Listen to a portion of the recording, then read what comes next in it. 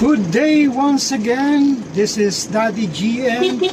Welcome to our video. And this will be Wednesday. And happy day to all. And shout out to all families, friends, loved ones, and relatives. Shout out din sa mga drivers, parents, teachers, students, all the people along the road, especially dito sa dinadaanan natin. Ang topic natin ngayon is paano mag-drive sa mga lugar na makitid, especially mag-double parking, paano magdahan-dahan sa pagliko. Tulad nito ngayon, dandahan ka lang, try to check your left and right hoods